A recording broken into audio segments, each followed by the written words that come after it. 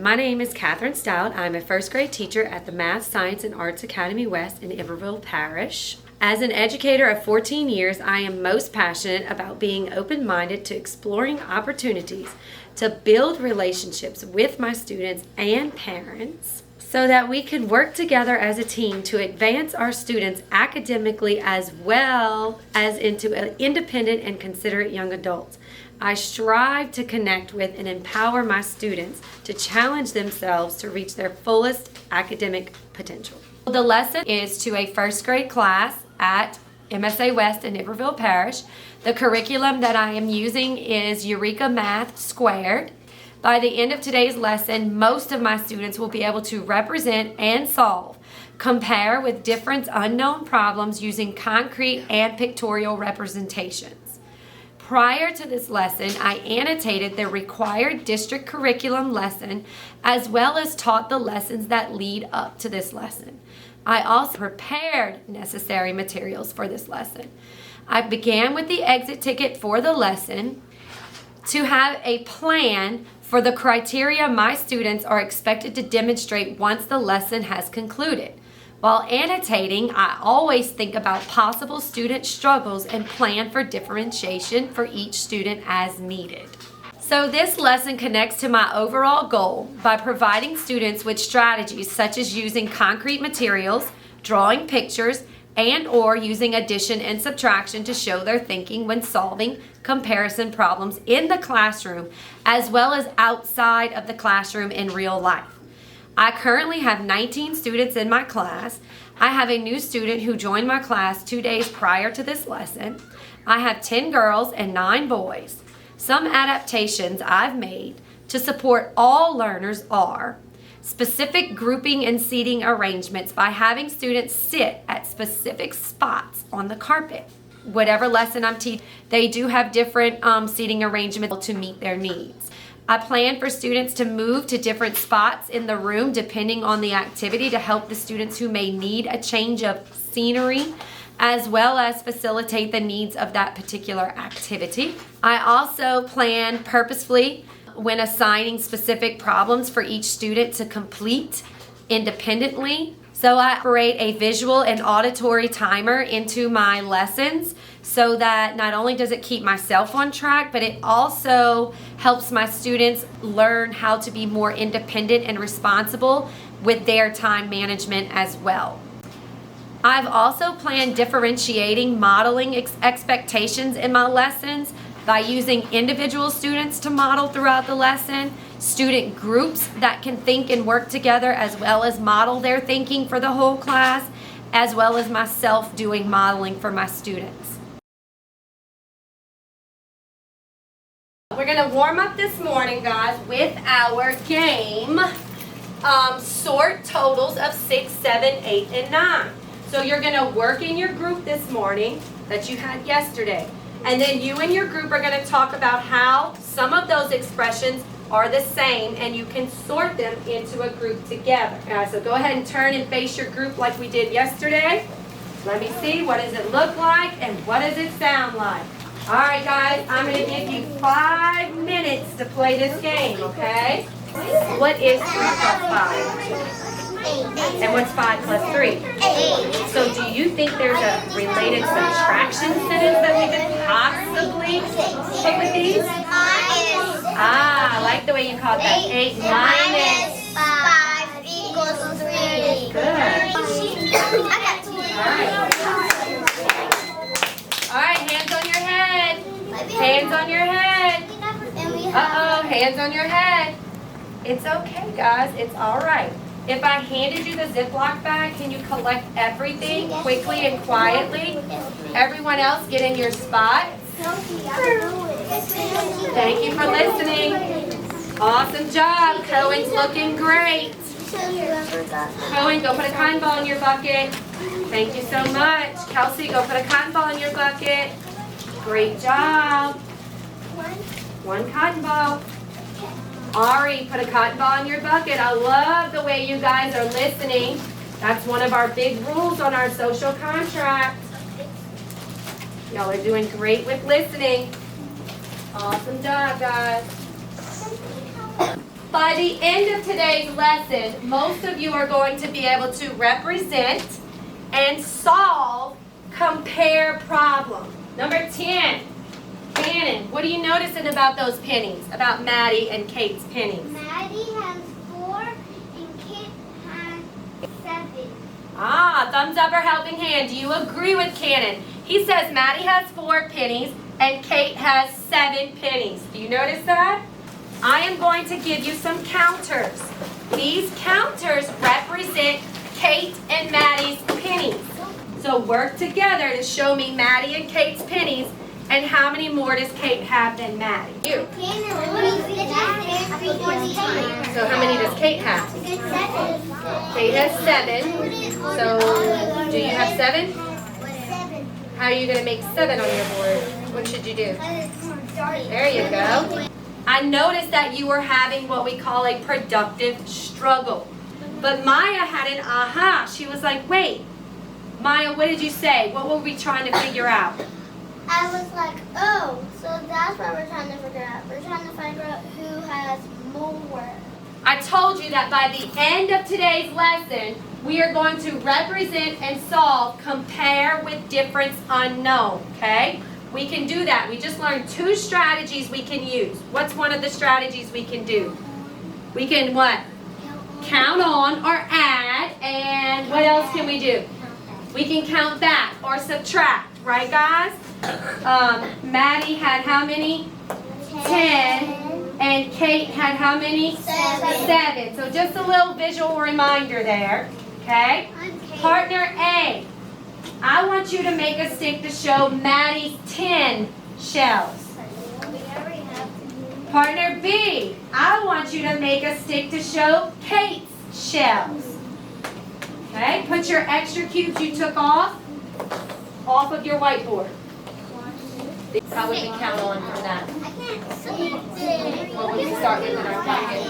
7. So were you right? Yeah, perfect. Awesome job. All right, let me see what it looks like.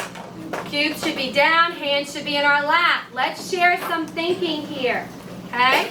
All right, so I want to hear from Darius and Edward, because Darius had a little bit of a struggle. Are we right, Darius? But we worked through it, and now he understands what he was supposed to do to compare. Can you teach it to us? I noticed that I just started from 7 and then counted until I get to 10. Anybody have a question about starting from 7 and going to 10, or any feedback you want to give Darius? Ari, what you got, girl? I think that you're right, Darius. So guys, we just represented and solved compare problems with the difference unknown using concrete materials. The next thing we're going to do is we're going to use pictures. So before we draw, let's read our story, because remember, we have our read, draw, and write success criteria up here. So first we're going to read the problem, then we're going to reread the problem. We're going to ask ourselves what? Can I draw something? What can I draw? And then we're going to write. Okay? We're either going to write a what? Addition sentence or a subtraction. You got it. Let's read. Kit has 7 shells. Ben has 10 shells. How many more shells does Ben have than Kit? I want you to turn and retell this story to your partner. Okay, that's our whisper signal. We shouldn't be writing anything in our books yet. You're retelling the story to your partner. It's Kit. So what can we label that 7 with? A K for Kit. I love it. And question All right. Dylan said no question mark. I hear you and I agree with you, Dylan. Why? Okay, we read, we reread. What do we need to do here? What's our next step on our success criteria? Draw. What are we going to ask ourselves? Can I draw something? What can I draw? Okay. Yes, I agree with you. We can draw circles. But wait a minute. I have 2 characters in this story. I have Kit and I have who? Ben. I have Ben. So let's start with Kit. How many circles can we draw for Kit? 7. Now, wait a minute. Wait a minute. Think about how you lined up your cubes. Were they in 5 groups or were they in just a straight line? 5. A straight line. So, over here in this awesome blank area, let's go ahead and draw Kit's 7 shells. Okay? Go ahead and put a smiley face next to number 1 and number 2. Those are your must-do problems, number 1 and number 2. If you finish early, you can turn the page and work on the rest of the problems. You're going to tear it out, put it under your pencil bag, and then you are working on your iReady Math blue lessons. So, no, we have to start with plus 1, 2, 3.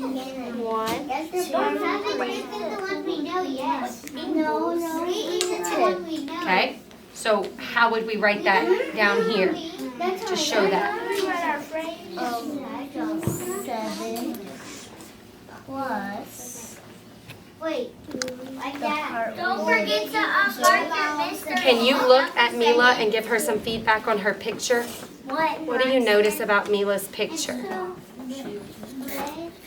Ben has more shells than a cake. 7.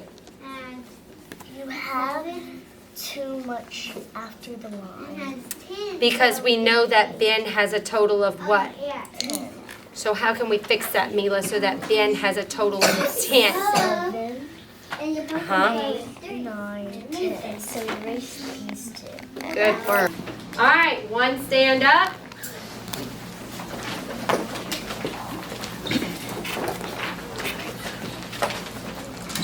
Good. Oh, I love the way my friends are waiting for their signal. Awesome job. Great job, my friends. I'm going to set my timer. Don't forget, you can use your success criteria up there for your read, draw, and write, okay?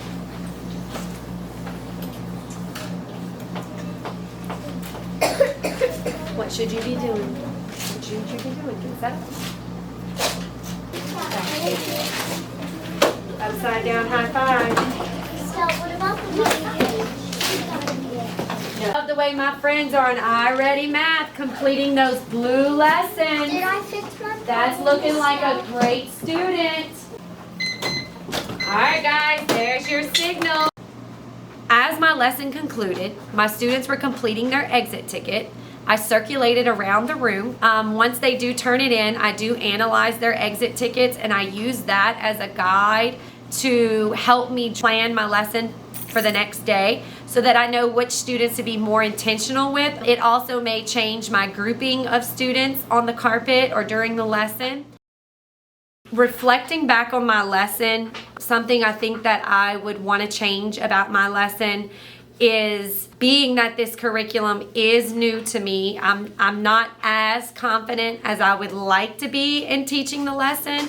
I know the standards and I know the skills, but just the delivery of the new curriculum is still taking some getting used to. So I would like it to be more where I can just freely go and be with the kids and learn as they're learning.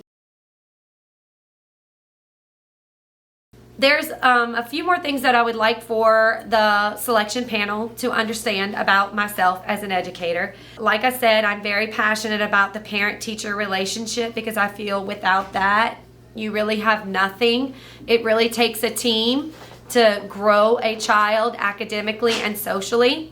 So I do facilitate every lesson with a purpose. I look at every student's work after school, and I make notes. I contact parents regarding those notes so that we can come up with a plan on how they can address the misconceptions at home as well as what I'm doing at school, so that they can effectively apply these skills not just in my classroom with the problem that's on their worksheet paper or the problem that they're modeling with cubes, but at home, you know, if they can apply it to real life situations.